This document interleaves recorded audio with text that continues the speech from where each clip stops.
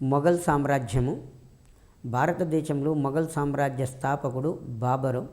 మనము ఈ మొఘల్ సామ్రాజ్యం గురించి చదివేటప్పుడు గొప్ప మొఘలులు అని చెప్పేస్తాము. తర్వాత కడపటి మొఘలులు అంటాము. కడపటి మొఘలుల గురించి ఎక్కడ కూడా ఉండదు మనకు. కేవలము మొఘలులు అంటే గొప్ప మొఘలుల గురించే చదువుకోవడం జరుగుతుంది. అందులో బాబర్ చక్రవర్తి, బాబర్ తర్వాత హుమాయూన్ తర్వాత అక్బర్ చక్రవర్తి, అక్బర్ తర్వాత అతని కుమారుడు జహాంగీర్ గురించి చదవడం జరుగుతుంది. జహాంగీరు, షాజహాను, ఔరంగజేబ్ వీరు గొప్ప చక్రవర్తులు. And then at present Jahangir, Mughal చక్రవర్తులలో జహాంగీరు అనేటైన క్రీస్తు శకము 1605 సంవత్సరం నుంచి 1627 వరకు పరిపాలించాడు. జహాంగీర్ యొక్క అసలు పేరు సలీం. జహాంగీర్ యొక్క అసలు పేరు ఏంటి అంటే సలీం. ఈ సలీం యొక్క తల్లి అంబర్ రాజపుత్ర రాజైనటువంటి రాజా బీహార్మల్ యొక్క కుమార్తె మరియం ఉజ్జమాని. అంటే అక్బర్ చక్రవర్తికి ఒక రాజపుత్ర వనితకు జన్మించినవాడు ఈ సలీం. ఈ సలీం షేక్ సలీం చిస్తి ఆశీర్వాదంతో జన్మించాడు. అక్బర్ చక్రవర్తికి చాలా కాలం పిల్లలు కలగలేదట. అక్బర్ చక్రవర్తి షేక్ సలీం చిస్తి అనే చిస్తి మత గురువును దర్శించేవాడు. అతని యొక్క అనుగ్రహంతో అక్బర్ చక్రవర్తికి కొడుకు కలిగాడట. ఆ కొడుకు పేరు సలీం అని పేరు పెట్టుకోవడం అనేది జరిగింది. అక్బరు చిస్తీ పద్ధతికి సంబంధించినటువంటి షేక్ సలీం చిస్తి అనే గురువును పూజించడం జరిగింది. తర్వాత అతని యొక్క అనుగ్రహంతో కొడుకు కలిగినప్పుడు ఆ కొడుకుకు ఈ గురువు పేరు సలీం అని పేరు పెట్టుకోవడం అనేది జరిగింది. ఈ షేక్ సలీం చిస్తిని అక్బర్ ఏమని పిలిచేవాడంటే షేక్ బాబా అని పిలిచేవాడు. ఇది కూడా అడిగాడండి గతంలో డిఎస్సిలో. అక్బర్ చక్రవర్తి సలీమును ఏమని పిలిచేవాడంటే షేక్ బాబా అని పిలిచేవాడు. ఎందుకంటే షేక్ సలీం చిస్తి గౌరవార్థంగా అతనికి పేరు పెట్టుకున్నాడు కాబట్టి షేక్ బాబా అని పిలుచుకోవడం అనేది జరిగింది. ఈ జహాంగీర్కు బహిరం ఖాన్ యొక్క కుమారుడు అబ్దుల్ రహీం ఖాన్ పర్షియా, అరబిక్, తుర్కీ, హిందీ, సంస్కృత భాషలలో విద్యాభ్యాసాన్ని బోధించాడు. జహాంగీర్కు విద్యాభ్యాసాన్ని ఎవరు నేర్పించారంటే బహిరం ఖాన్ యొక్క కుమారుడు అబ్దుల్ రహీం ఖాన్ అనేట ఆయన నేర్పించాడు. జహాంగీర్కు ఏమేం భాషలు తెలుసు అంటే పర్షియా భాష తెలుసు, అరబిక్ భాష, తుర్కీ భాష, హిందీ భాష, సంస్కృత భాషలు మొత్తం కూడా నేర్చుకోవడం అనేది జరిగింది. ఇంకా గణితము, భూగోళము, చరిత్ర మొదలైన అంశాలను కూడా నేర్చుకున్నాడు. గణితము, భూగోళము, చరిత్ర మొదలైన అంశాలను జహాంగీరు నేర్చుకున్నాడు. ఆ తర్వాత అంబర్ రాకుమార్తె మనుబాయిని 1585 ఫిబ్రవరి 13న వివాహం చేసుకోవడం అనేది జరిగింది. అక్బరు జహాంగీర్ యొక్క కుమారుడు ఖుస్రోను తన వారసునిగా ప్రకటిస్తాడు. ఎందుకు ప్రకటిస్తాడంటే మొదటి నుంచి కూడా జహాంగీరు ఒక క్రమశిక్షణ లేనటువంటి వ్యక్తిగా పెరుగుతాడు. ఈ ఖుస్రోను జహాంగీర్ యొక్క కుమారుడు ఖుస్రోను కూడా అక్బర్ చక్రవర్తి పెంచి పెద్ద చేస్తాడు. ఈ ఖుస్రో సంస్కారం కలిగిన వ్యక్తి, గొప్ప మేధావి. ఇతని వలన రాజ్యం అభివృద్ధిలోకి వస్తుందని చెప్పేసి అక్బరు నా తర్వాత జహాంగీర్ యొక్క కుమారుడు ఖుస్రో నా వారసునిగా రాజ్యానికి వస్తుండు అని చెప్పేశాడు. కాబట్టి దీనికి జహాంగీర్ అనేవాడు తన తండ్రి మీద తిరుగుబాటు చేయడం అనేది జరిగింది. ఇదే టైంలో జహాంగీరు అక్బర్ యొక్క ఆస్థాన కవి పండితుడు ఎవరు అంటే అబుల్ ఫజల్. తన తండ్రికి తన మీద కోపం రావటానికి అబుల్ ఫజలే కారకుడు అన్న ఉద్దేశంతో జహాంగీరు అబుల్ ఫజల్ను హత్య చేయించడం అనేది జరిగింది. అబుల్ ఫజల్ హత్యలో కీలక పాత్ర పోషించిన వ్యక్తి ఎవరంటే జహాంగీర్ పట్టాభిషేకము ఆగ్రా కోటలో అక్టోబర్ 12, 1605 సంవత్సరంలో జరిగింది. జహాంగీరు తన తండ్రి మీద తిరుగుబాటు చేస్తే అబుల్ ఫజల్ యొక్క హత్యలో కీలక పాత్ర పోషించిన తర్వాత రాజదర్బారులో అంతఃపురంలో ఉన్నటువంటి రాణులందరూ కూడా తండ్రి కొడుకుల మధ్యన అక్బర్కు జహాంగీర్కు రాజీ కుదిర్చిన తర్వాత నా వారసుడు జహాంగీర్ అని అక్బర్ చక్రవర్తి ప్రకటిస్తాడు. జహాంగీర్ యొక్క పట్టాభిషేకము ఆగ్రా కోటలో అక్టోబర్ 12వ తారీఖు 1665 సంవత్సరంలో జరిగింది. క్రీస్తు శకము 1611 సంవత్సరంలో జహాంగీరు షేర్ ఆఫ్ఘన్ను హత్య చేయించి తన ప్రియురాలైనటువంటి మెహరున్నిసాను వివాహం ఆడాడు. ఇక్కడ మనకి ఎగ్జామ్లో అడిగేది అంటే జహాంగీరు ఏ సంవత్సరంలో మెహరున్నిసా అంటే నూర్జహాన్ను వివాహము చేసుకున్నాడు? 1611 సంవత్సరంలో. జహాంగీర్ నూర్జహాన్ల వివాహము 1611 సంవత్సరంలో జరిగింది. నూర్జహాన్ యొక్క అసలు పేరు మెహరున్నిసా. ఆమెకి నూర్జహాన్, నూర్ మహల్ అనే పేరు ఉన్నవి. నూర్జహాన్, నూర్ మహల్ అనే పేర్లు ఉన్నవి. మెహరున్నిసా అంటే స్త్రీ జాతికి సూర్యుని వంటిది అని అర్థం. మెహరున్నిసా అంటే స్త్రీ జాతికి సూర్యుని వంటిది. నూర్జహాన్ అంటే ప్రపంచ సుందరి. నూర్ మహల్ అంటే అంతఃపుర సుందరి అని అర్థం. అంతఃపుర సుందరి. మెహరున్నిసా అంటే స్త్రీ జాతికి సూర్యుని వంటిది అని అర్థం. నూర్జహాన్ అంటే ప్రపంచ సుందరి అని అర్థం. నూర్ మహల్ అంటే అంతఃపుర సుందరి అని అర్థం. జహాంగీరు మెహరున్నిసాను వివాహం చేసుకొని ఆమెకు పెట్టిన పేరు ఏంటంటే నూర్జహాన్. ఎగ్జామ్లో క్వశ్చన్ అడిగే విధానం ఏంటంటే జహాంగీర్ నూర్జహాన్ల వివాహము ఏ సంవత్సరంలో జరిగింది? 1611 సంవత్సరంలో జరిగింది. అలా కాకుండా కూడా క్వశ్చను జహాంగీరు ఏ సంవత్సరంలో నూర్జహాన్ను వివాహము చేసుకున్నాడు? 1611 సంవత్సరంలో వివాహము చేసుకున్నాడు. జహాంగీరు స్వతహాగా భోగలాలసుడు తాగుబోతూ అవడం వలన పరిపాలన మొత్తం కూడా భార్య అయిన నూర్జహాన్ చేతిలో పెట్టింది. నూర్జహాను చాలా సమర్థవంతంగా రాజ్య పరిపాలన చేసింది. ఎగ్జామ్ క్వశ్చన్ అడిగే విధానం జహాంగీర్ భార్య నూర్జహాన్ కడు సమర్థురాలు. జహాంగీర్ భార్య నూర్జహాను కడు సమర్థురాలుగా చెప్తాం. జహాంగీర్ భార్య ఎవరు? నూర్జహాను పరిపాలనలో కడు సమర్థవంతమైనటువంటి పాలకురాలుగా చెప్పుకోవచ్చు. జహాంగీరు ఆగ్రా కోటలో ధర్మగంటను కట్టించాడు. ధర్మగంట అంటే ఎవరికైనా సరే ఇబ్బంది ఉన్నట్లయితే డైరెక్ట్గా చక్రవర్తిని వచ్చి కలుసుకోవచ్చు. ఆ చక్రవర్తిని కలుసుకోవాలంటే ఆగ్రా కోట యొక్క షా బురుజుల పైన ధర్మగంట లేదు అదే బంగారు గంట అంటాం. ధర్మగంట లేదా బంగారు గంట వచ్చేసి తనకు జరిగినటువంటి అన్యాయాన్ని చక్రవర్తికి చెప్పుకోవటానికి ఆ గంట కొట్టినట్లయితే చక్రవర్తి వచ్చేసి వారిని పిలిపించి వారి సమస్యను అడిగి తెలుసుకొని సమాధానము చెప్పడం అనేది జరుగుతుండేది. కాబట్టి ఆగ్రా కోటలో ధర్మగంటను లేదు ఆగ్రా కోటలో బంగారు గంటను కట్టించిన మొఘలు చక్రవర్తి జహాంగీర్. మరి జహాంగీర్ మీద కూడా అతని కుమారుడు ఖుస్రూ అనేవాడు తిరుగుబాటు చేశాడు. జహాంగీర్ మీద అతని కుమారుడు ఖుస్రూ రాజ్యానికి రాగానే తిరుగుబాటు చేశాడు.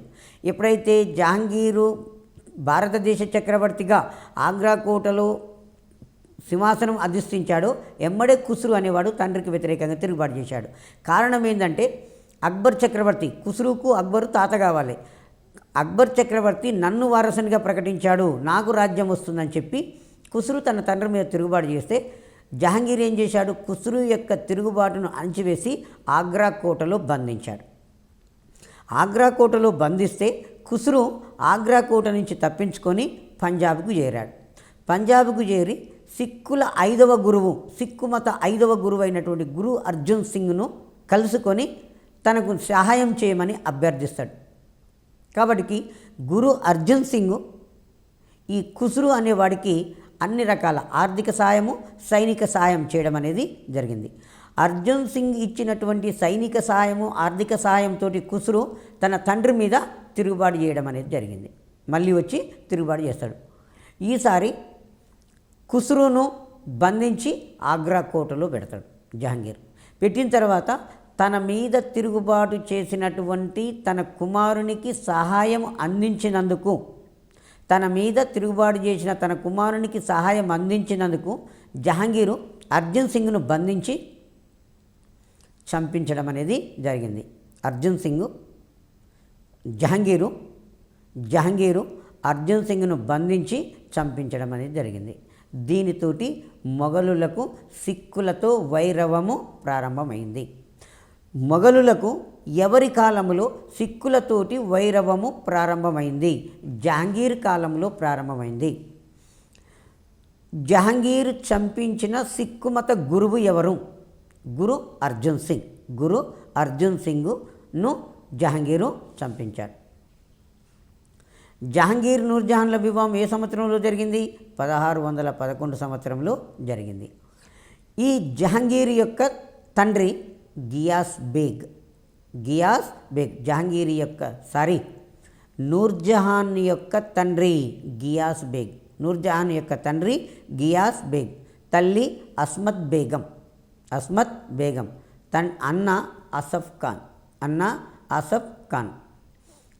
ఆ తర్వాత యువరాజు ఖుర్రం, సేనాధిపతి మహబత్ ఖాన్లతోటి ఈమె ఒక మూటాను ఏర్పాటు చేసింది. జహంగీర్ భార్య నూర్జహాన్ కడు సమర్థురాలు.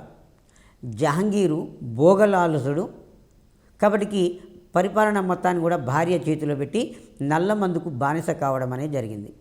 ఈ నూర్జహాన్ ఏం చేసిందంటే తన తండ్రి గియాస్ బేగం తోటి, తల్లి అస్మత్ బేగం తోటి, అన్న ఆసఫ్ ఖాను, యువరాజు ఖుర్రము, తర్వాత సేనాధిపతి మహబత్ ఖాన్లతో కలిసి ఒక కూటమిని ఏర్పాటు చేశారు.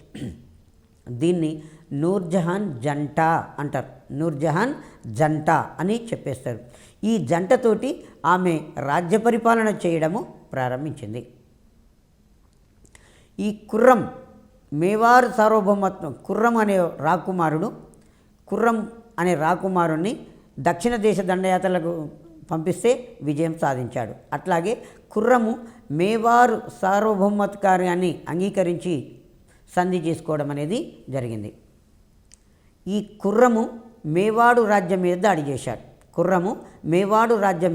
చేశాడు. ఇక్కడ మేవాడు పాలకుడు రాణా సంగ్రామసింహుడు బాబర్ను ఎదిరించాడు.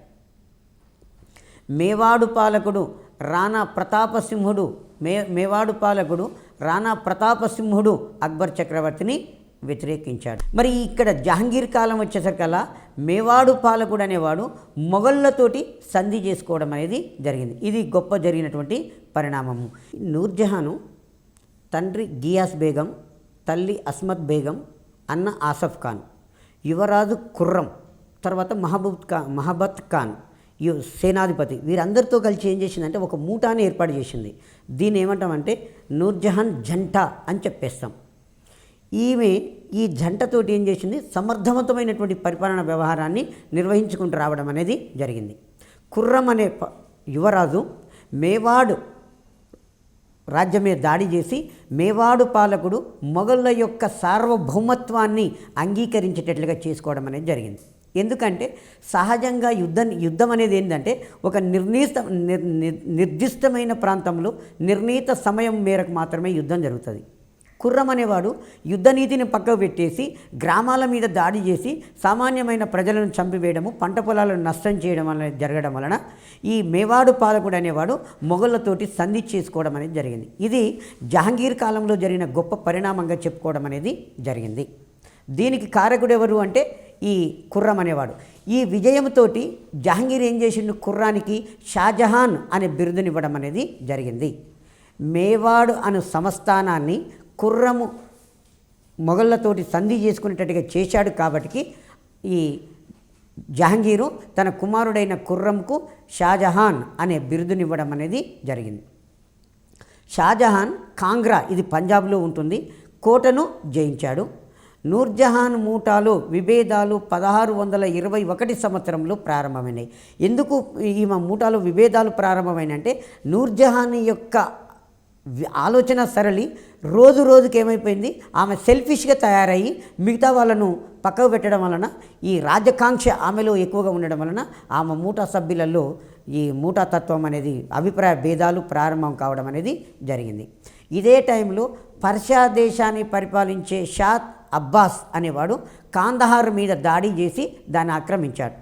ఆ టైంలో ఈ ఖుర్రం అనేవాడు తండ్రికి వ్యతిరేకంగా కోపంతో ఉండి ఈ కాందహారు మీద పర్షా పాలకుడు దాడి చేసిండు, పోయి యుద్ధం చేసి కాందహార్ను ఆక్రమించమని జహాంగీర్ చెప్పినప్పటికి కూడా ఖుర్రం అనేవాడు పోలేకపోయిండు. కారణము తండ్రి కొడుకుల మధ్యన విభేదాలు. దీనికి కారకురాలు ఎవరంటే నూర్జహాన్. సో కాబట్టి ఈ ప్రయత్నాల వలన కాందహార్ను మొఘలులు కోల్పోయారు. ఎగ్జామ్లో క్వశ్చన్ అడిగే విధానం ఏంటంటే మొఘలులు ఎవరి కాలంలో శాశ్వతంగా కాందహారును కోల్పోయారు? జహాంగీర్ కాలంలో కోల్పోయారు. ఇక్కడ రెండు వచ్చినాయి ఇప్పటి వరకు. మొఘలులకు సిక్కులతో వైరవము ఎవరి కాలంలో ప్రారంభమైంది? జహాంగీర్ కాలంలో ప్రారంభమైంది. జహాంగీర్ చంపించిన సిక్కుమత గురువు గురు అర్జున్ సింగ్. తర్వాత మొఘలులు ఎవరి కాలంలో కాందహారును శాశ్వతంగా కోల్పోయారు? జహాంగీర్ కాలంలో కాందహారును శాశ్వతంగా కోల్పోయారు. ఇదే టైంలో దక్కన్ రాజ్యాలైన అహ్మద్ నగరు, బీజాపూర్, గోల్కొండ రాజ్యాల పాలకులు మొఘల్ చక్రవర్తి యొక్క సార్వభౌమత్వాన్ని అంగీకరించి కప్పం చెల్లించడానికి వాళ్ళు ఒప్పుకోవడం అనేది జరిగింది. దక్షిణ భారతదేశంలో ఉన్నటువంటి ముస్లిం రాజ్యాలు అహ్మద్ నగర్, బీజాపూరు, గోల్కొండ రాజ్యాలు. ఈ రాజ్యాల పాలకులు ఏం చేశారంటే మొఘళ్ళ యొక్క సార్వభౌమత్వాన్ని అంగీకరించి వారికి కప్పం చెల్లించడానికి అంగీకరించడం అనేది జరిగింది. జహాంగీర్ కాలంలో జరిగిన మరొక ప్రధానమైన సంఘటన ఏంటంటే ఇంగ్లాండ్ దేశాన్ని పరిపాలించే మొదటి జేమ్స్ అనేవాడు తన రాయబారిగా విలియం హక్కిన్స్ను 1608 సంవత్సరంలో జహాంగీర్ ఆస్థానానికి పంపాడు. జహాంగీర్ యొక్క ఆస్థానానికి పంపడం అనేది జరిగింది. ఈ విలియం హక్కిన్స్ భారతదేశంలో బ్రిటిష్ వారు వర్తకం చేసుకోవటానికి జహాంగీర్ నుంచి అనుమతి పొందాడు. విలియం హక్కిన్స్ మొఘల్ చక్రవర్తి జహాంగీర్ను సందర్శించి భారతదేశంలో బ్రిటిష్ వారు వర్తకం చేసుకోవటానికి అనుమతి పొందాడు. కానీ ఇతని యొక్క ప్రయత్నము పోర్చుగీస్ వారి యొక్క వ్యతిరేకత వలన విఫలమైంది. ఇది కూడా గతంలో ఒక కాంపిటేటివ్ ఎగ్జామ్లో అడిగాడు. విలియం హక్కిన్స్ 1608లో జహాంగీర్ను దర్శించి వర్తకం చేసుకోవటానికి అనుమతి పొంది వర్తక కేంద్రం స్థాపించుకోవటానికి అనుమతి పొందాడు. కానీ ఇతని ప్రయత్నము ఎవరి వలన విఫలమైందంటే పోర్చుగీస్ వారి యొక్క వ్యతిరేకత వలన. ఎందుకంటే మొఘల్ దర్బారులో పోర్చుగీస్ వారి యొక్క పలుకుబడి ఎక్కువగా ఉండింది కాబట్టి ఇతని ప్రయత్నము ఫెయిల్యూర్ అయ్యింది. థామస్ రో జహాంగీర్ను మెప్పించి సూరత్లో వర్తకం కేంద్రం స్థాపించుకోవటానికి అనుమతి పొంది వర్తక కేంద్రాన్ని స్థాపించాడు. 1615 సంవత్సరంలో సూరత్లో థామస్ రో వర్తక స్థావరాన్ని ఏర్పాటు చేశాడు. థామస్ రో వర్తక కేంద్రాన్ని ఏర్పాటు చేయడం అనేది జరిగింది. ఆ తర్వాత లాహోరులోని ఉద్యానవనాలు జహాంగీర్ యొక్క కళా తృష్ణకు నిదర్శనాలు. జహాంగీర్ కాలంలోనే మొఘళ్ళ యొక్క చిత్రలేఖనం అనేది ఒక ఉన్నతమైన దశకు చేరుకోవడం అనేది జరిగింది.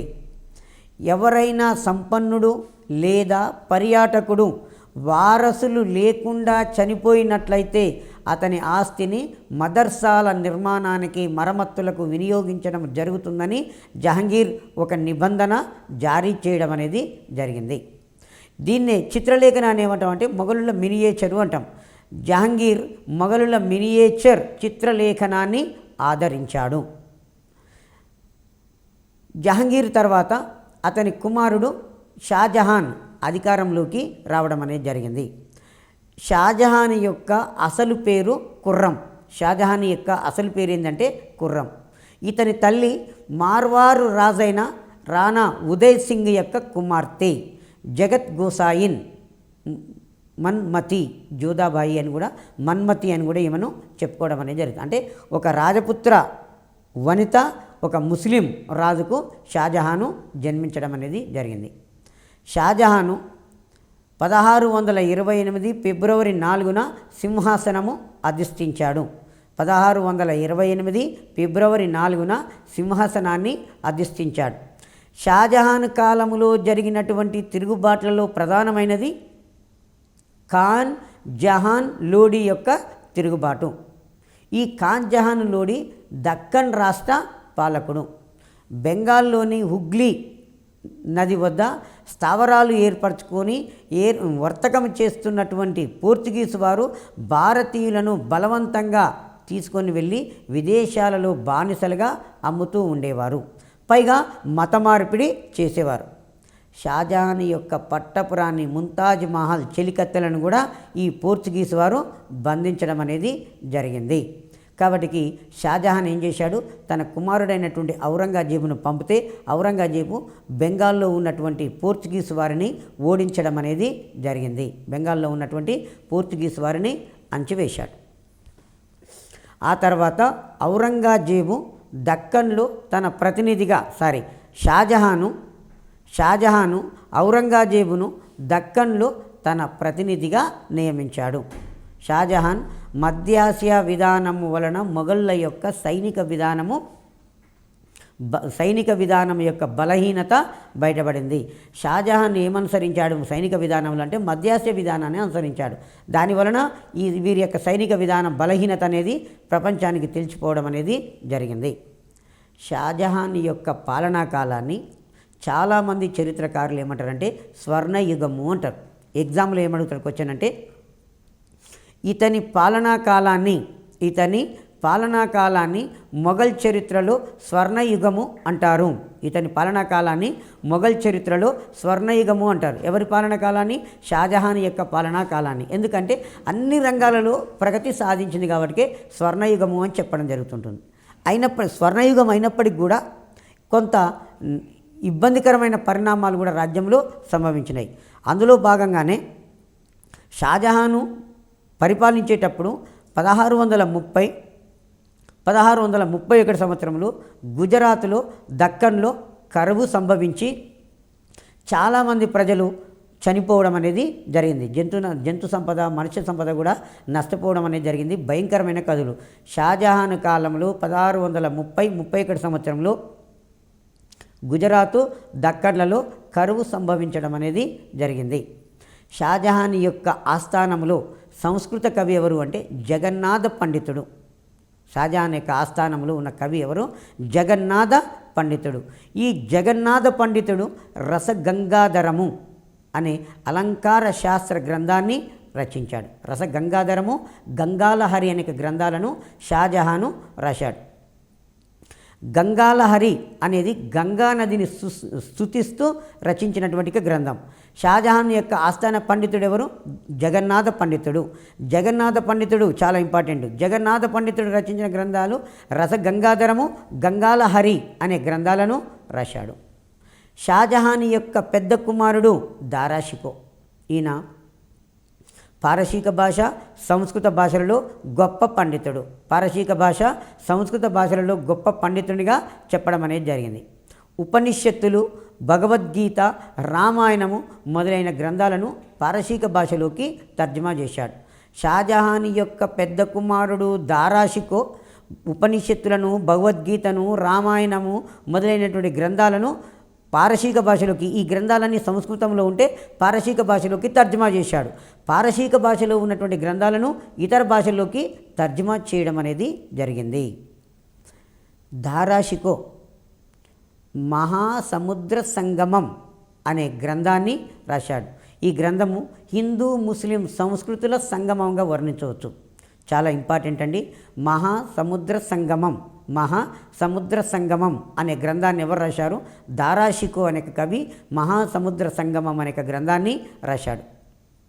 తర్వాత అబ్దుల్ హమీద్ లహరి, ఇనాయత్ ఖాన్లు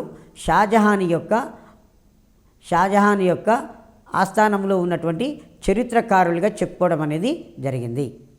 తర్వాత షాజహాను విద్యావ్యాప్తికి ఢిల్లీలో ఒక పెద్ద కళాశాలను తెరిపించాడు. షాజహాను విద్యావ్యాప్తికై ఢిల్లీలో ఒక పెద్ద కళాశాలను తెరిపించాడు.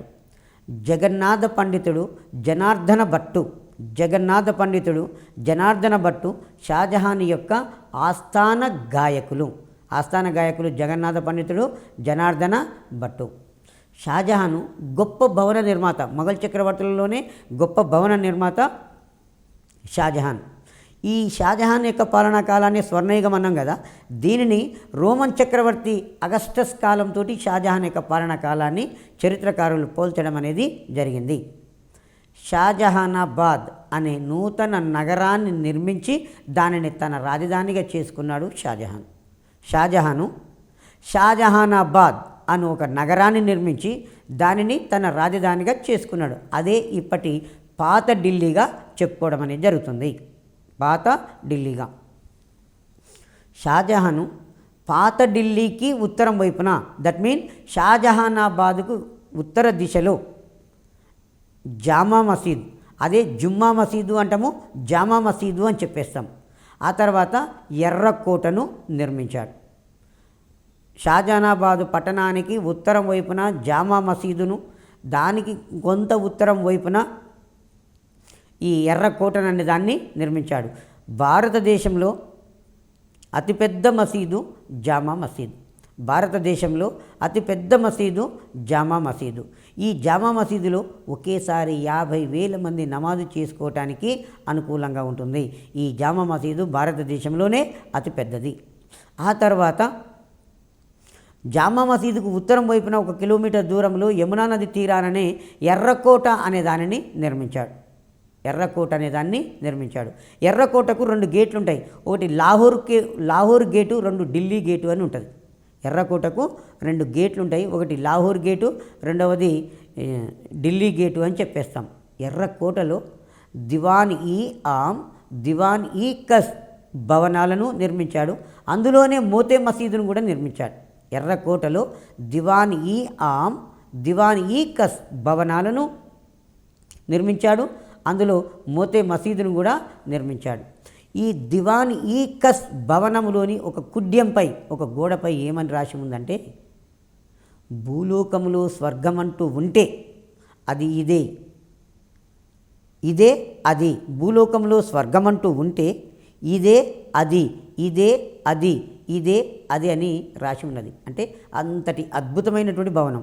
ఇది కూడా గతంలో ఒక కాంపిటేటివ్ ఎగ్జామ్లో అడిగినటువంటి బిట్టు. భూలోకంలో స్వర్గమంటూ ఉంటే ఇదే అది, ఇదే అది, ఇదే అది అని ఎక్కడ రాసి ఉన్నది? దివాన్-ఈ-కస్ భవన కుడ్యముపై ఈ వాక్యం అనేది రాసి ఉన్నది. ఆ తర్వాత షాజహాను ఆగ్రాలో యమునా నది ఒడ్డున తన భార్య ముంతాజ్ మహల్ జ్ఞాపకార్థము తాజ్ మహల్ను నిర్మించాడు. మొఘలాయి కట్టడాలలో కలికి తురాయిగా మిగిలిపోయినటువంటిది తాజ్మహల్. ఈ తాజ్మహల్ అనేది షాజహాను తన పట్టపురాన్ని ముంతాజ్ మహల్ జ్ఞాపకార్థంగా నిర్మించాడు. ఈ ముంతాజ్ మహల్ పట్టపురాణి. ఈమె 1632 సంవత్సరంలో ప్రసవ సమయంలో మరణించింది. మరణిస్తే ఈమెను బురహాన్పురాలో ఖననం చేశాడు. మొదట భార్య మీద ఉన్నటువంటి ప్రేమతోటి ఆమెను మర్చిపోలేక ప్రపంచవ్యాప్తంగా ఉన్నటువంటి ఆర్కిటెక్చర్స్ని పిలిపించి ఆగ్రాలో యమునా నది బాగా వంపు తిరిగిన దగ్గర ఈ తాజ్మహల్ అనే దానిని చలవరాతితోటి నిర్మించాడు. ఈ తాజ్మహల్ యొక్క నిర్మాణానికి 22 సంవత్సరాల కాలము పట్టింది. ఆ తర్వాత షాజహాను మయూర సింహాసనం అంటే నెమలి సింహాసనము తయారు చేయించాడు. దానిలో కోహినూరు వజ్రాన్ని పొదిగించడం అనేది జరిగింది. ప్రపంచ ప్రఖ్యాతిగాంచిన కోహినూరు వజ్రము గోల్కొండ రాజ్యంలో కృష్ణానది లోయలో గుంటూరు జిల్లాలో కోల్లూరు గనులలో కనుగొనబడింది. చాలా ఇంపార్టెంట్ అండి. ప్రపంచ ప్రఖ్యాతిగాంచినటువంటి కోహినూరు వజ్రం, ప్రపంచ ప్రఖ్యాతిగాంచినటువంటి కోహినూరు వజ్రము గోల్కొండ రాజ్యంలో కృష్ణానది లోయలో, గోల్కొండ రాజ్యంలో కృష్ణానది లోయలో గుంటూరు జిల్లాలో కోల్లూరు గనులలో కనుగొనడం అనేది జరిగింది.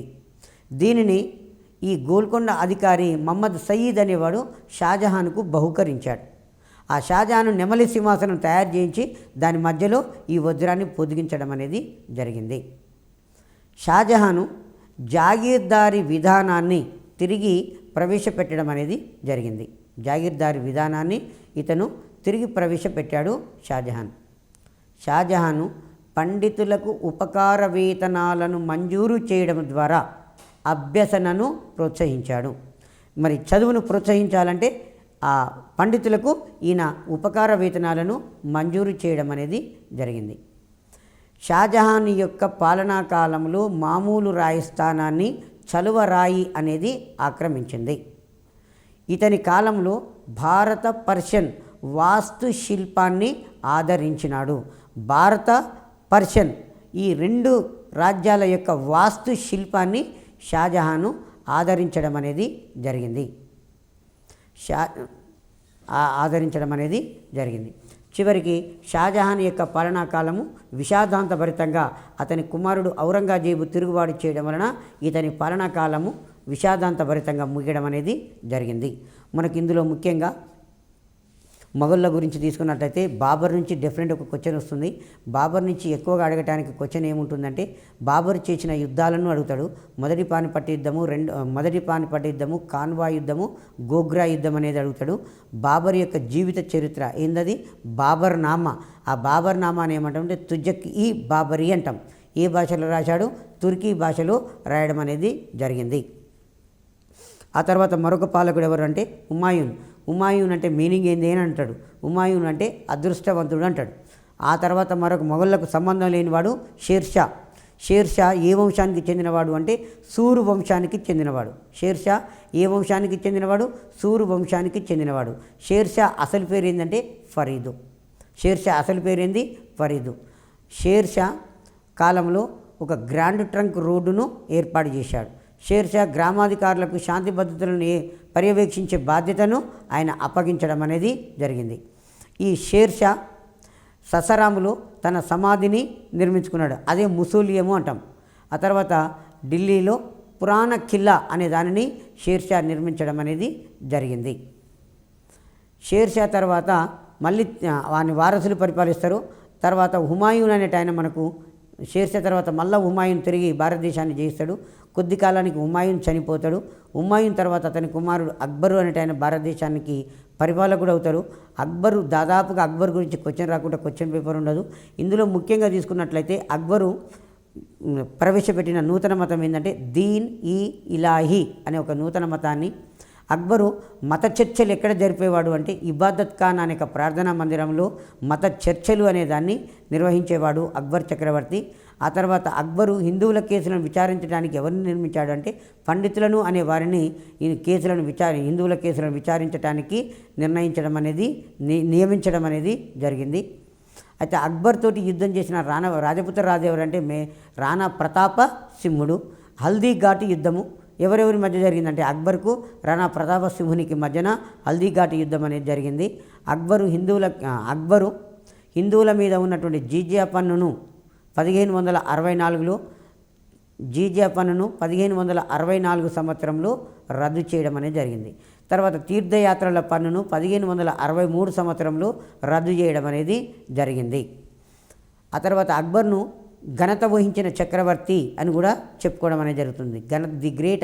అక్బర్ ది గ్రేట్ జాతీయ చక్రవర్తి అని చెప్తారు. అక్బర్ ఆస్థాన గాయకుడు తాన్సేన్ అని కూడా చెప్తాం. అక్బర్ తర్వాత అతని కుమారుడు జహాంగీర్ అంటే మనకు ప్రధానంగా గుర్తుకొచ్చేది అంటే జహాంగీర్ కాలంలో మొఘలులకు సిక్కులతో వైరం ప్రారంభమైంది. జహాంగీరు బ్రిటిష్ వారికి తన రాజ్యంలో వర్తకం చేసుకోవడానికి అనుమతినిచ్చాడు. ఈ రెండు ప్రధాన సంఘటనలు మనం గుర్తుపెట్టుకోవాల్సిన అవసరం అనేది ఉంటుంది. దాని తర్వాత వచ్చింది షాజహాను అంటే మనకు గుర్తుకొచ్చేది ఇతని పాలనా కాలాన్ని స్వర్ణయుగము అని పిలుస్తాము. అయితే షాజహాను ఆగ్రాలో యమునా నది తీరాన తాజ్మహల్ అనే దానిని నిర్మించడం అనేది జరిగింది. షాజహాన్ యొక్క పాలనా కాలాన్ని స్వర్ణయుగమని చరిత్రకారులు పేర్కొనడం అనేది జరిగింది. షాజహాన్ తర్వాత అతని కుమారుడు ఔరంగజేబు అనేట ఆయన అధికారంలోకి వచ్చాడు. ఔరంగజేబు క్రీస్తు శకము 1658 నుంచి 1707 వరకు ఔరంగజేబు అనేట ఆయన రాజ్య పరిపాలన చేశాడు. షాజహాన్కు 4 కుమారులు.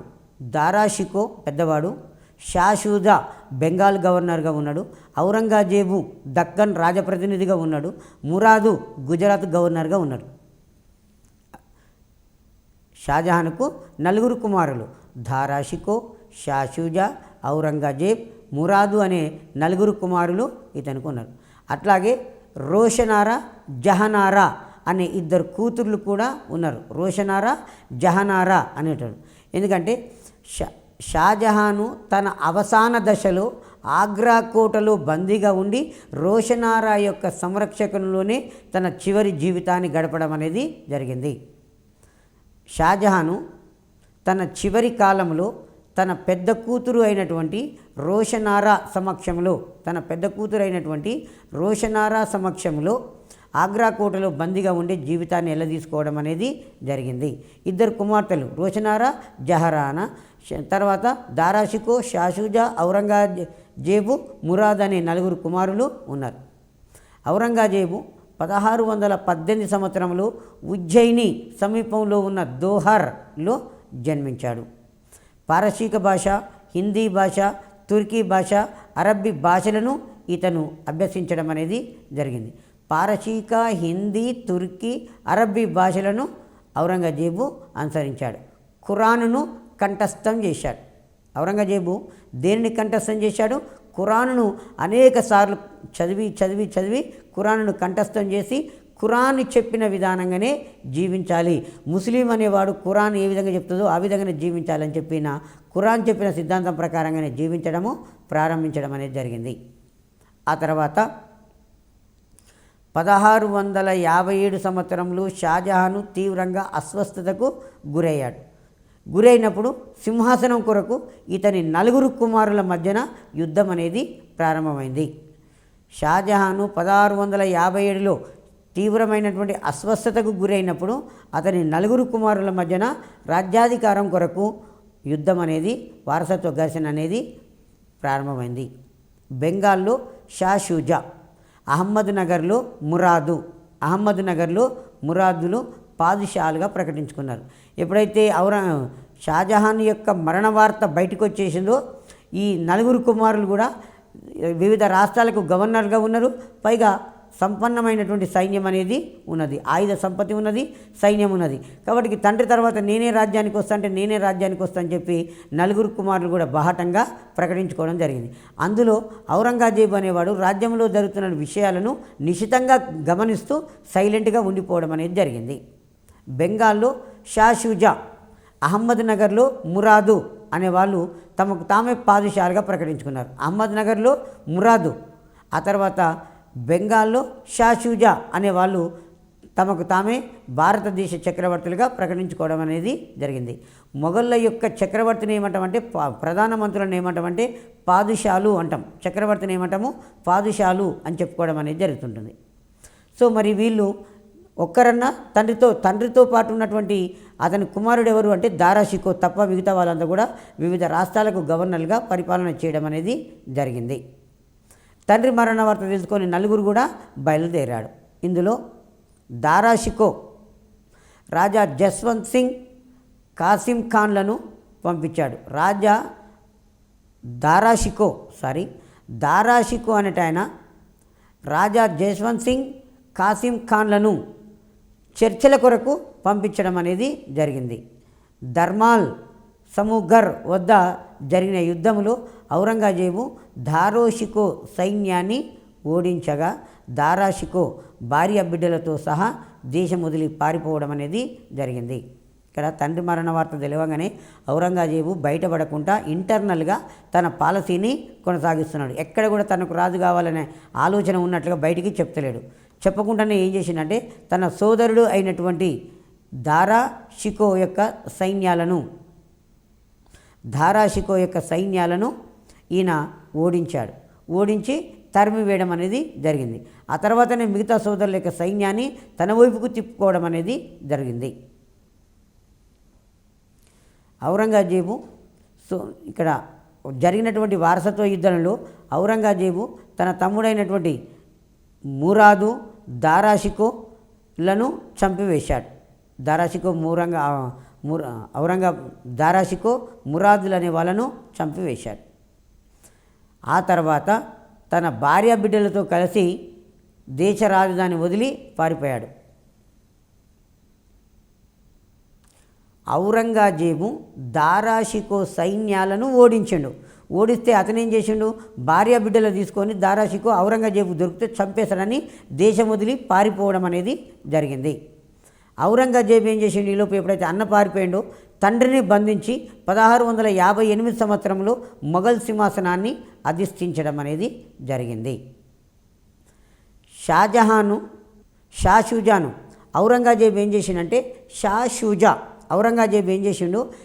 షుజాను ఖ్వాజా వద్ద ఓడించాడు. ఓడించడంతో అతను ఏం చేశాడు, అరకాన్ అడవులకు పారిపోయి అక్కడే మరణించడం అనేది జరిగింది. అన్నయ్య ఔరంగజేబు యొక్క పెద్ద అన్న దారాషికోను యుద్ధంలో ఓడిస్తే వాడు ఓడి ఢిల్లీ అవతలికి పారిపోవడం అనేది జరిగింది.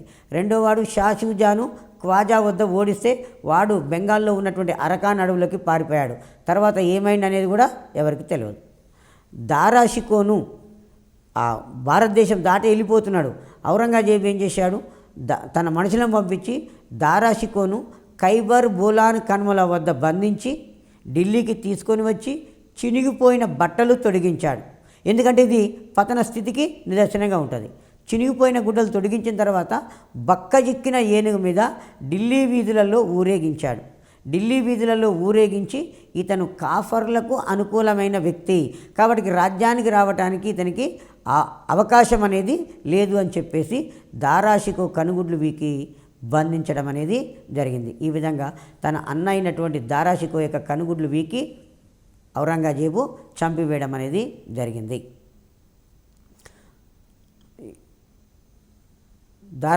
షా షూజా అనేవాడు బెంగాల్లో అరకాన్ అడవులకు పారిపోయి అక్కడే ముచ్చి వదపడ్డాడు. దారాషికో బంధింపబడి కనుగుడ్లు పీకి జైల్లో వేయడం అనేది జరిగింది. ఆ తర్వాత ఔరంగజేబు రాజ్యానికి వచ్చిన కొద్ది కాలానికే మొఘలు సేనాని షైస్తఖాన్ పోర్చుగీస్ వారిని చిట్టగాంగ్ నుంచి తరిమివేసి దాన్ని ఆక్రమించుకోవడం అనేది జరిగింది. ఇది చాలా ఇంపార్టెంటు. పోర్చుగీస్ వాళ్ళు చిట్టగాంగ్ బెంగాల్లో ఉన్నారు. ఉండి ఏం చేస్తున్నారు, అక్కడ మన భారతీయులను చాలా రకాలుగా ఇబ్బందులు పెడుతున్నారు. ఇబ్బందులు పెడుతుంటే ఔరంగజేబు యొక్క సేనాని షైస్తఖాన్ను పంపుతాడు. ఔరంగజేబు తన సేనాని షైస్తఖాన్ను పంపి బెంగాల్లో ఉన్నటువంటి పోర్చుగీస్ వారిని అణిచివేయమని కోరడం అనేది జరిగింది. ఈ షైస్తఖాన్ ఏం చేస్తాడు, బెంగాల్కి వెళ్ళి బెంగాల్లో గొడవ పడుతున్నటువంటి ఇంగ్లీష్ వారితోటి పోర్చుగీస్ వారితోటి చర్చలు జరిపి ఆ పోర్చుగీస్ వారిని భారతదేశం నుంచి తరిమివేయడం అనేది జరిగింది. భారతదేశము ప్రధానంగా విగ్రహారాధనకు అలవాలమైనటువంటి దేశం. ఈ భారతదేశాన్ని ముస్లిం రాజ్యంగా మార్చడమే తన తుది నిర్ణయమని ఔరంగజేబు ప్రకటించుకోవడం అనేది జరిగింది. విగ్రహారాధనకు అలయాలమైనటువంటి భారతదేశాన్ని ఇస్లాం రాజ్యంగా మార్చడమే తన ప్రధాన ఉద్దేశం అంటాం. కాఫర్లు అంటే హిందువులు. ఈ కాఫర్ల దేశం అంటే దార్ ఉల్ హర్బా అంటే లౌకిక రాజ్యం. దార్ ఉల్ హర్బా అంటే లౌకిక రాజ్యం. కాఫిర్ల దేశం అంటే హిందువుల రాజ్యం. దీనిని ఏం చేశాడు అతను అంటే ఇస్లాం రాజ్యం దార్ ఉల్ హర్బాగా దార్ ఉల్ ఇస్లాంగా మార్చడమే తన ప్రధాన ఉద్దేశము అని చెప్పేస్తాడు. ఔరంగజేబు కాఫీర్ల దేశమైన భారతదేశాన్ని దార్ ఉల్ ఇస్లాం అనే రాజ్యంగా మార్చడమే తన ఉద్దేశము అని చెప్పుకోవడం అనేది జరిగింది. ఔరంగజేబు పరిశుద్ధ శాసనాలు చేసి వాటిని అమలుపరిచాడు. పరిశుద్ధ శాసనాలు అంటే ముస్లిం అనేవాడు ఖురాను చెప్పిన దాని ప్రకారంగానే జీవించాలి, వాటిని అతిక్రమించినట్లయితే చట్టం ప్రకారము చర్యలు తీసుకొనబడును అని చెప్పేశాడు. ఔరంగజేబు పరిశుద్ధ శాసనాలు చేసి వాటిని అమలు పరిచినాడు. ఆ తర్వాత ప్రజల నైతిక జీవనాన్ని గమనించటానికి ముతావాసిబ్ అను మతాధికారులను నియమించాడు. చాలాసార్లు అడిగాడు కాంపిటేటివ్ ఎగ్జామ్లో, పరిశుద్ధ శాసనాలు చేసిన మొఘలు చక్రవర్తి ఔరంగజేబు. ప్రజల నైతిక జీవన విధానాన్ని గమనించడానికి ఔరంగజేబు నియమించిన ఉద్యోగులు ముతావాసిబ్ అను ఉద్యోగులు. ముతావాసిబ్ అనేక ఉద్యోగులు. నాణాల మీద కలీమా ముద్రించడము ఆపివేయించాడు. ఈ కలీమా ఇస్లాం మత పెద్ద కాబట్టి ఎవరైనా హిందువులు ఈ కలీమా పేరుతో ఉన్న నాణాలను కింద పడేసి కాలితో తన్ని అపవిత్రం చేస్తారో ఏమో అన్న ఉద్దేశంతో నాణాల మీద ముద్రిస్తున్నటువంటి కలీమాను ముద్రించడము ఆపివేయించాడు. ఆ తర్వాత సంగీతము, నృత్యము, ఖురాన్ బోధనలకు వ్యతిరేకమని చెప్పి వాటిని తన రాజ్యంలో నిషేధించడం అనేది జరిగింది. జరోకా ఈ దర్శన్ను నిలిపివేశాడు. జరోకా ఈ దర్శన్ అనగా మీనింగ్ ఏంటంటే ఆగ్రా కోటలో తూర్పు వైపున ఉన్న ఆగ్రా కోటలో తూర్పు వైపున ఉన్న ఒక బాల్కనీ నుండి చక్రవర్తి ప్రజలకు దర్శనం ఇచ్చేవాడు. దానిని ప్రజలు దైవ దర్శనంగా భావించుకునేవాళ్ళు. జరోకా ఈ దర్శన్ అనగా ఆగ్రా కోటలో తూర్పు వైపున ఉన్న ఒక బాల్కనీ నుంచి చక్రవర్తి ప్రజలకు దర్శనం ఇచ్చేవాడు. దాన్ని జరోకా ఈ దర్శన్ అంటాం. దీనిని రద్దు చేసింది ఎవరు అంటే ఔరంగజేబ్. నాణాల మీద కలిమాను ముద్రించడము నిషేధించాడు. సంగీతము, నృత్యము, ఖురాను నిషేధిస్తుంది కాబట్టి నేను నిషేధిస్తున్నాడు. జరోకా ఈ దర్శన్ అనే దానిని నిషేధించాడు. ప్రజల నైతిక జీవనాన్ని గమనించడానికి ముతావాసిబ్ అనే మతాధికారులను నియమించాడు. మత్తు పదార్థాల వాడకము, ఆడంబరంతో కూడుకున్న దుస్తుల ధారణ నేరాలు కావడం అనేది జరిగింది. ఎవరైనా మత్తు పదార్థాలను ఉపయోగించినట్లయితే వారికి శిక్షలు. దానితో పాటుగా వాడకంతో పాటుగా దుస్తుల ధారణ అనేది, ఈ దుస్తుల యొక్క ధారణ అనేది ఇస్లాంకు అనుకూలంగానే ఉండాలి తప్ప వ్యతిరేకంగా ఉండకూడదని చెప్పేసి దీన్ని దుస్తుల ధారణ కూడా ఆంక్షలు విధించాడు. తీర్థయాత్రల మీద తిరిగి పన్నును విధించాడు. ఔరంగజేబు తీర్థయాత్రల మీద తిరిగి పన్నును విధించడం అనేది జరిగింది. 1694 సంవత్సరంలో మహారాష్ట్రులు, రాజపుత్రులు మినహా మిగిలిన హిందువులందరూ కూడా ఇతనికి వ్యతిరేకంగా తిరుగుబాటు చేసిన వాళ్ళే దాదాపుగా. అయితే ఇతనేం చేసిందంటే మహారాష్ట్రులు, రాజపుత్రులు, ఇక్కడ రాజపుత్రులు తిరుగుబాటు చేసిన వాళ్ళే, మహారాష్ట్రులు కూడా తిరుగుబాటు చేసిన వాళ్ళే. ఈ మహారాష్ట్రులు, రాజపుత్రులు తప్ప మిగతా హిందువులు ఎవరు కూడా గుర్రాల మీద ఎక్కరాదు. ఎందుకంటే గుర్రంని ఒక ప్రాంతం నుంచి మరొక ప్రాంతానికి పోవాలంటే గుర్రాన్ని ఎక్కి పోవాల్సి వస్తుంది. కాబట్టి మహారాష్ట్రులు, రాజపుత్రులు తప్ప మిగతా వాళ్ళు గుర్రాలను ఎక్కడానికి వీల్లేదు అని చెప్పేశాడు. ఆ తర్వాత హిందువులు ఎవరు కూడా పల్లకీలలో ఊరేగరాదు అని చెప్పేశారు. హిందువులు ఎవరు కూడా పల్లకీలలో ఊరేగరాదు అని హెచ్చరిక చేశాడు. ఆ తర్వాత హిందువులు ఆయుధాలను ధరించరాదు అని చెప్పేసిండు. హిందువులు ఆయుధాలను ధరించరాదు, పల్లకీలలో ఎక్కరాదు. ఆ తర్వాత ఆయుధాలను ధరించకూడదు అని చెప్పి ఒక ఆర్డినెన్స్ను, ఒక జీవోను ఔరంగజేబు పెట్టడం అనేది జరిగింది. ఆ తర్వాత హిందూ సంతలను, జాతరలను ఔరంగజేబు నిషేధించాడు. ఔరంగజేబు నిషేధించాడు. ఇతని కాలంలో, ఔరంగజేబు కాలంలో శివాజీ అనేట ఆయన 1671 సంవత్సరంలో స్వతంత్ర రాజ్యాన్ని, హైందవ రాజ్యాన్ని స్థాపించాడు. మహారాష్ట్ర రాజ్య స్థాపకుడు ఛత్రపతి శివాజీ, మహారాష్ట్ర జాతి నిర్మాత ఛత్రపతి శివాజీ అని చెప్పుకున్నాం. ఛత్రపతి శివాజీ ఏ సంవత్సరంలో స్వతంత్రమైన రాజ్యాన్ని స్థాపించాడంటే 1674 సంవత్సరంలో స్వతంత్రమైన రాజ్యాన్ని స్థాపించాడు. ఆ తర్వాత ఔరంగజేబు ఉద్యోగాల నుండి హిందువులను బర్తరఫ్ చేశాడు. దాని తర్వాత 1679 ఏప్రిల్లో జీజియా పన్ను తిరిగి విధించాడు.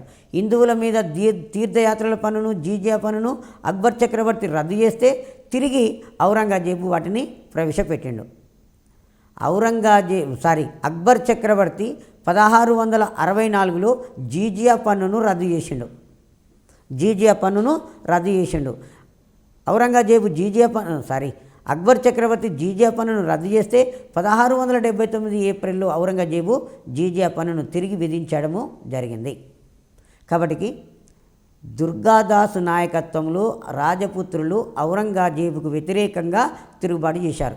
ఎగ్జామ్లో క్వశ్చన్ ఏమడుగుతాడంటే, రాజపుత్రులు ఎవరి నాయకత్వంలో ఔరంగజేబుకు వ్యతిరేకంగా తిరుగుబాటు చేశారు? దుర్గాదాస్ నాయకత్వంలో తిరుగుబాటు చేశారు. ఔరంగజేబు కుమారుడు అక్బర్ రాజపుత్రుల సహాయంతో తన తండ్రి మీద తిరుగుబాటు చేశాడు. ఔరంగజేబు కుమారుని పేరు అక్బర్. ఔరంగజేబు యొక్క కుమారుని పేరు కూడా అక్బరు. అక్కడ అక్బర్ చక్రవర్తి వేరు, ఇక్కడ ఈ అక్బర్ వేరు. ఔరంగజేబు కుమారుడు అక్బర్.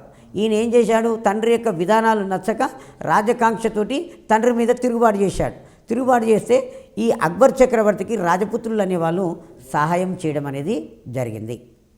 ఇంతకుముందు జహాంగీర్ మీద తిరుగుబాటు చేసిన అతని కుమారుడు ఖుస్రూకు సిక్కుల 5వ గురువు గురు అర్జున్ సింగ్ సహాయం చేశాడు.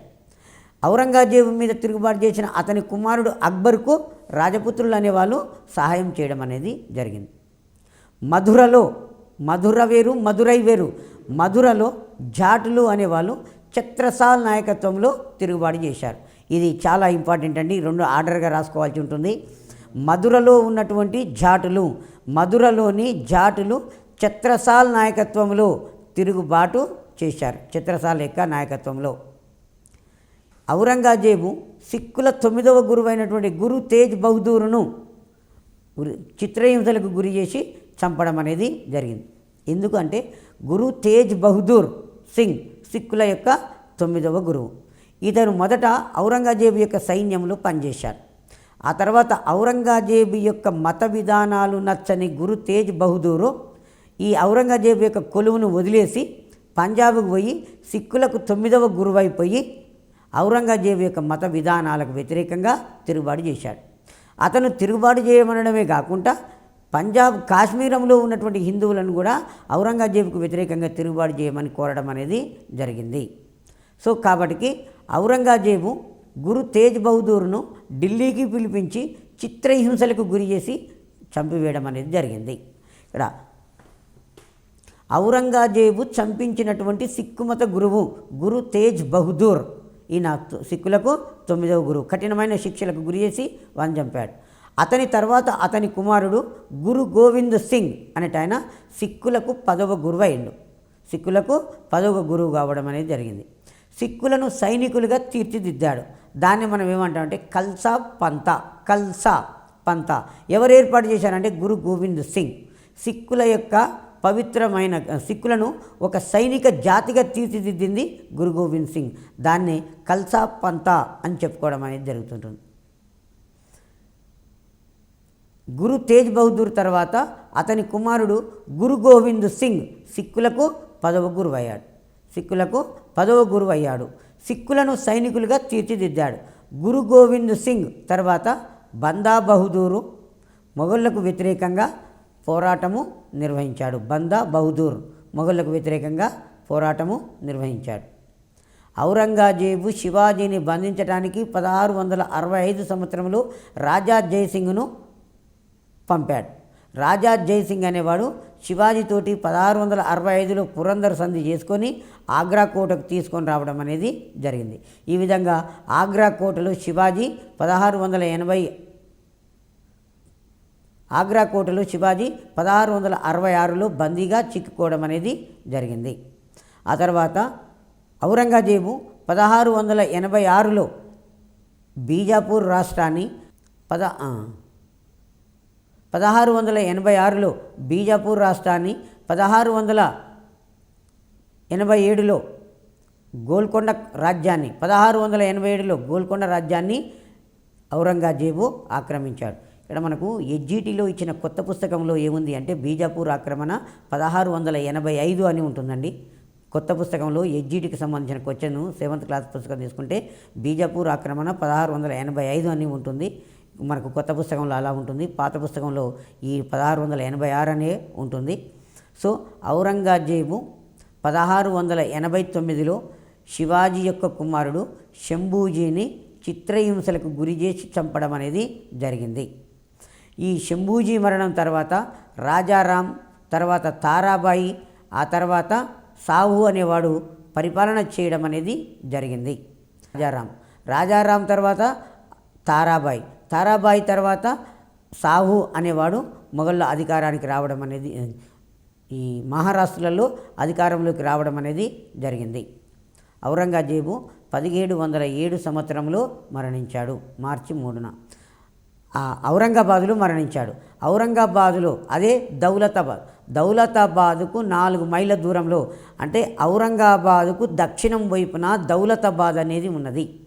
ఈ దౌలతాబాదుకు 4 మైళ్ళ పడమరగా ఉన్న షేక్ జైన్ ఉల్ హక్ సమాధి పక్కన ఔరంగజేబును కూడా సమాధి చేయడం అనేది జరిగింది. అంటే దక్కన్ విధానము, ఔరంగజేబు అనుసరించినటువంటి దక్కన్ విధానము ఒక ఔరంగజేబు శరీరానికే కాకుండా అతని పరువు ప్రతిష్టలకు రాజ్యానికి కూడా సమాధి చేయడం అనేది జరిగింది. ఔరంగజేబు ఔరంగాబాదులో బీబీ మక్బరా నిర్మించాడు. అది మినీ తాజ్మహల్ అంటాం. మినీ తాజ్మహల్ ఎక్కడ ఉంది? ఔరంగాబాదులో ఉంది. ఎవరు నిర్మించారు? ఔరంగజేబు అంటే ఆయన మినీ తాజ్మహల్ అనే దానిని, అదే బీబీ మక్బర్ అనే దానిని నిర్మించాడు. దక్కన్ విధానము ఔరంగజేబు శరీరానికి కాక అతని పరువు ప్రతిష్టలకు కూడా దక్కన్ సమాధి అయిందంటే బ్రిటిష్ చరిత్రకారుడు విన్సెంట్ స్మిత్ అభిప్రాయపడడం అనేది జరిగింది. మరి మొఘల్ సామ్రాజ్యం యొక్క పతనం. మొఘల్ సామ్రాజ్య పతనానికి ప్రధానమైన కారకుడు ఔరంగజేబ్. మొఘల్ సామ్రాజ్య పతనానికి ప్రధాన కారకుడు ఎవరు? ఔరంగజేబ్. ఆ తర్వాత ఈ మొఘల్ సామ్రాజ్యం శీఘ్రంగా పతనం కావడానికి ఏంటంటే ఔరంగజేబు తర్వాత వచ్చిన వారసులను బలహీనులైన వారసులు అంటాం. ఆ తర్వాత వారికి అంతర్గతమైన కుమ్ములాటలు అనేవి ఉన్నాయి. తర్వాత ఆ మొఘల్ చక్రవర్తులు సయ్యద్ సోదరులు అనే ఇద్దరు అన్నదమ్ముల చేతిలో కీలుబొమ్మలుగా మారిపోవడం అనేది జరిగింది. తర్వాత రాష్ట్రాల పాలకులు అనే వాళ్ళు తిరుగుబాటు చేసి స్వతంత్రమైన రాజ్యాలు స్థాపించుకోవడం అనేది జరిగింది. ఈ కారణాల వలన మొఘల్ సామ్రాజ్యం అనేది పతనం అయింది. కానీ మొఘల్ సామ్రాజ్యానికి ప్రధాన బాధ్యత ఎవరు తీసుకోవాలి అంటే ఔరంగజేబే తీసుకోవాలి. ఆ తర్వాత పర్షియా దేశాన్ని పరిపాలిస్తున్న నాదిర్ షా అనేటాయన 1739 సంవత్సరంలో ఢిల్లీపై దండెత్తి దాన్ని ఆక్రమించాడు. ఈ నాదిర్ షా ఢిల్లీని ధ్వంసం చేసి అపారమైనటువంటి ధన సంపదను తీసుకొని పోవడం అనేది జరిగింది. ఎగ్జామ్లో నాదిర్ షా ఏ దేశానికి చెందినవాడు అని అడుగుతాడు. పర్షియా దేశపు రాజు. మనం అలాగే చదువుకోవాలి. పర్షియా దేశపు రాజే నాదిర్ షా. నాదిర్ షా 1739లో భారతదేశమే దాడి చేసి నెమలి సింహాసనము కోహినూరు వజ్రాన్ని తీసుకొని పోవడం అనేది జరిగింది. ఆ తర్వాత సిక్కు రాజ్య స్థాపకుడు రంజిత్ సింగ్ ఆ బ్రిటిష్ వారి దగ్గర నుంచి రంజిత్ సింగ్ అనేవాడు ఈ పర్షియా దేశం నుంచి ఈ కోహినూరు వజ్రాన్ని తీసుకొని వచ్చాడు. ఆ తర్వాత బ్రిటిష్ వాళ్ళు రంజిత్ సింగ్ను ఓడించి ఈ కోహినూరు వజ్రాన్ని తీసుకొని పోవడం అనేది జరిగింది. కోహినూరు వజ్రం ప్రస్తుతం బ్రిటన్ మ్యూజియంలో ఉన్నది. అహ్మద్ షా అబ్దాలీ అను ఆఫ్ఘన్ సైన్యాధికారి పంజాబు లాహోర్లను ఆక్రమించి భారతదేశం మీద కూడా దాడి చేశాడు. అది 3వ పానిపట్టు యుద్ధము అంటాం. 1761 సంవత్సరంలో జరిగింది. ఇక్కడ గుర్తుపెట్టుకోండి, మొదటి పానిపట్టు యుద్ధము 1526 సంవత్సరంలో జరిగింది. ఏప్రిల్ 21వ తారీఖు నాడు ఈ మొదటి పానిపట్టు యుద్ధం ద్వారా భారతదేశంలో మొఘల్ సామ్రాజ్య స్థాపన జరిగింది. రెండవ పానిపట్టు యుద్ధము 1556 నవంబర్ 5న జరిగింది. ఈ యుద్ధం ద్వారా భారతదేశంలో మొఘల్ అధికార యొక్క సుస్థిరత జరిగింది. మూడవ పానిపట్టు యుద్ధము 1761 సంవత్సరంలో జరిగింది. అహ్మద్ షా అబ్దాలీ విదేశస్థుడు అహ్మద్ షా అబ్దాలీ వర్సెస్ మొఘలాయిలు. మొఘళ్ళ తరపున యుద్ధం చేసింది ఎవరంటే మహారాష్ట్రలు. యుద్ధము ఉదయం 9 గంటలకు ప్రారంభమై సాయంత్రం 4 గంటలకు ముగిసింది. ఈ యుద్ధంలో మొఘల్ చక్రవర్తులు అనేవాళ్ళు ఓటమి చెందడం అనేది జరిగింది. ఇక దీని తర్వాత నుంచే మొఘల్ సామ్రాజ్యం శీఘ్రంగా పతనం కావడం అనేది ప్రారంభమైంది. మొఘళ్ళ కాలంలో సాదత్ ఖాన్ అను ఇరానీ వ్యక్తిని అయోధ్య గవర్నర్గా 1722 సంవత్సరంలో నియమించారు. ఇతను పూర్తి స్వతంత్రంగా మెలిగాడే తప్ప నాదిర్ షా దండయాత్ర చేసినప్పుడు మొఘల్ చక్రవర్తికి ఎలాంటి సాయం కూడా అందించలేదు. ఆ తర్వాత 1739లో సఫ్దర్జంగ్ అనే వ్యక్తి అయోధ్యను స్వతంత్రంగా పాలించాడు. సఫ్దర్జంగ్ అయోధ్యను స్వతంత్రంగా పాలించడం అనేది జరిగింది. ఇతను కూడా మొఘలాయులకు ఎట్లాంటి సహాయ సహకారాలు అందించలేదు. 1740 సంవత్సరంలో అలీవర్దీ ఖాన్ బెంగాల్లో స్వతంత్రాన్ని ప్రకటించుకోవడం అనేది జరిగింది. మీర్ ఖమరుద్దీన్ చింకులిచ్ ఖాన్ 1724 సంవత్సరంలో హైదరాబాద్ రాజ్యాన్ని స్థాపించాడు. మీర్ ఖమరుద్దీన్ చింకులిచ్ ఖాన్ 1724లో హైదరాబాద్ రాజ్యాన్ని స్థాపించాడు. ఇతనికే నిజాము ఉల్ ముల్క్ అనే బిరుదు ఉన్నది. హైదరాబాదు రాజ్య స్థాపకుడు నిజాము ఉల్ ముల్క్ అంటాం. హైదరాబాద్ రాజ్య స్థాపకుడు నిజాము ఉల్ ముల్క్ అంటాం. అసలు పేరు ఏంది అంటే మీర్ ఖమరుద్దీన్ చింకులిచ్ ఖాను అని చెప్పేస్తాం. ఈ నిజాము ఉల్ ముల్క్కు మొఘల్ చక్రవర్తి అసఫ్జా అనే బిరుదునిచ్చి తన ప్రతినిధిగా దక్కన్ సుబేదార్గా నియమించాడు. ఈ విధంగా మొఘల్ అధికారము అయిపోయింది. మొఘళ్ళ కాలం నాటి ఉద్యానవనాలను చార్బాగ్ అంటారు. మొఘళ్ళ కాలం నాటి ఉద్యానవనాలను ఏమంటాము? చార్బాగ్ అని పిలవడం అనేది జరిగింది. ఓకే.